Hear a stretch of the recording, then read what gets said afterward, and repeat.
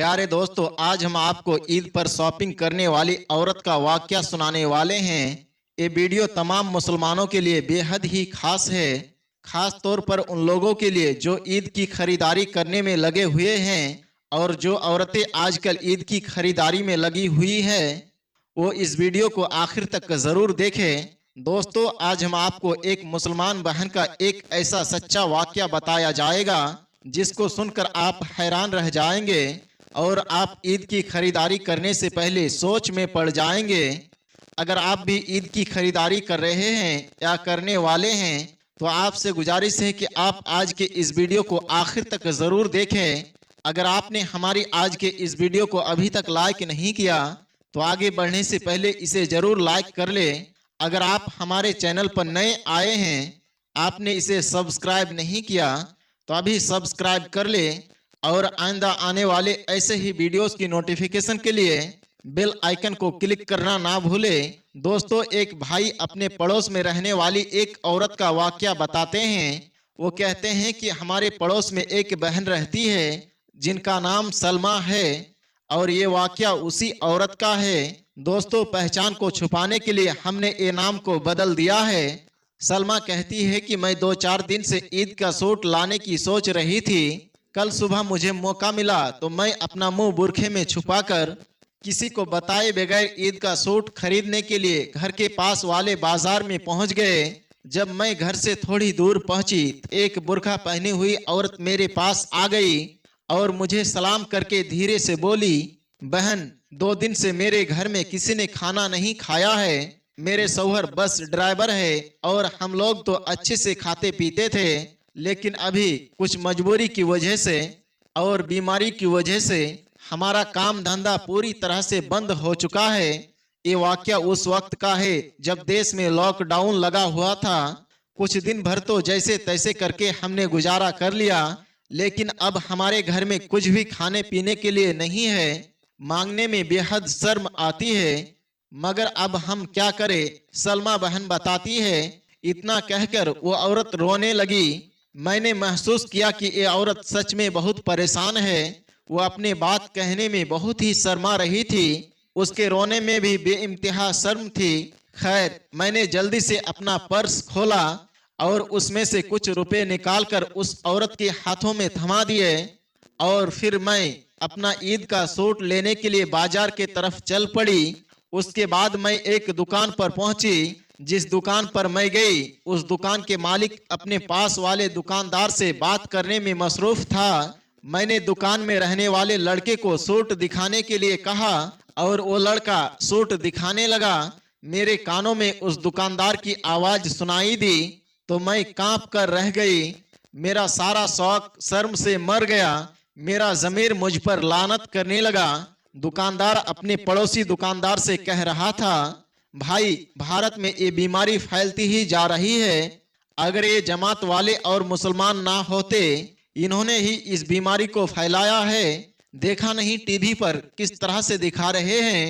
ये जमात वाले और मुसलमान किस तरह से पूरे भारत में घूम घूम कर इस बीमारी को फैला रहे हैं। दुकानदार की ये बातें सुनकर मेरे दिलो दिमाग पर तूफान सा उठने लगा। मैं उनसे कई सवालात करना चाहती थी, लेकिन मैंने उनसे बहस करना ठीक नहीं समझा। खैर, मुझे उन सूटों में से एक सूट पसंद आ गया। मैंने वो लड़के से पूछा, ये सूट कितने रुपए का है?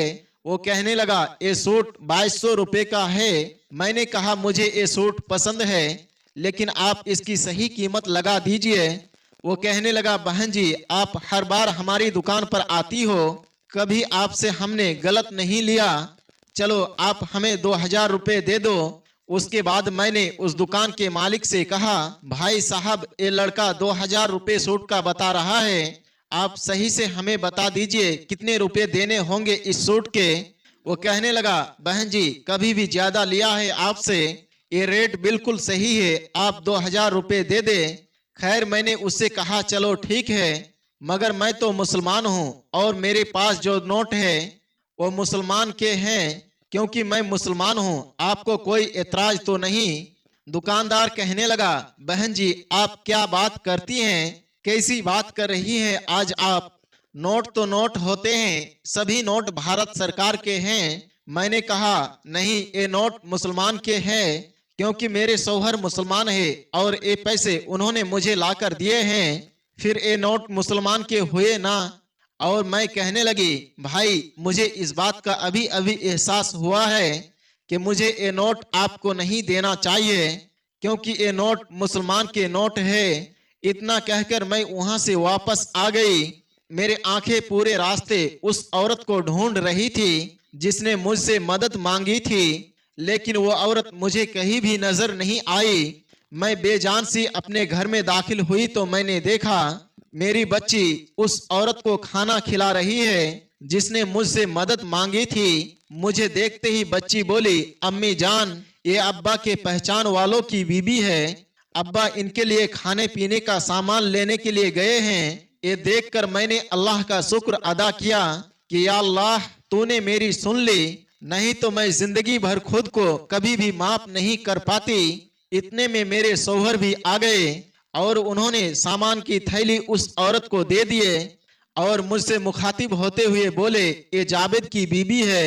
खैर, उसके बाद वो औरत दुआएं देते हुए वहां से चली गई। उसके बाद मैंने अपने शौहर से पूछा, आप सामान कितने रुपए का लेकर आए हो? तो शौहर ने कहा, 2000 रुपए का। मगर तुम क्यों पूछ रही हो? ये सुनकर मैंने उनको अपने 2000 रुपए दे दिए और उनसे कहा, इतना ही सामान और लेकर आना, किसी और गरीब के काम आ जाएगा। ये कहकर मैं शुक्राने के नफिल नमाज अदा करने के लिए चली गई। दोस्तों, आज यही हकीकत है। आज हर इंसान की हालत बहुत ही खराब है। इससे पहले लॉकडाउन लग गया था और अब मेहनत करने के बावजूद बहुत सारे लोगों को खाने के लिए कमाना भी मुश्किल हो गया है। अल्लाह के वास्ते आप इस बार ईद की खरीदारी करने से पहले अपने आसपास आस पड़ोस को एक बार जरूर देख ले।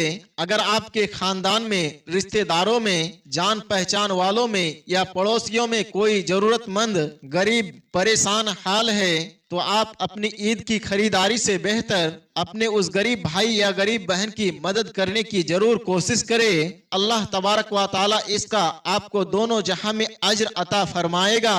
और यकीनन अपने ईद की खुशियों में अगर गरीब भाई और बहनों को आप शामिल करेंगे, अल्लाह तबारक व ताला आपको आखिरत में खुशियां अता फरमाएगा।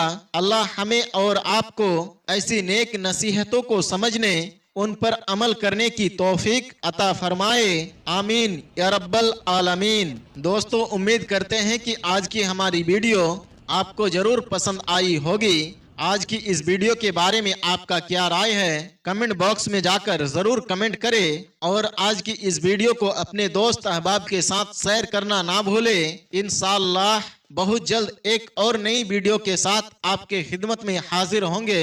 तब तक के लिए हमें इजाजत दें। अस्सलाम वालेकुम व रहमतुल्लाह।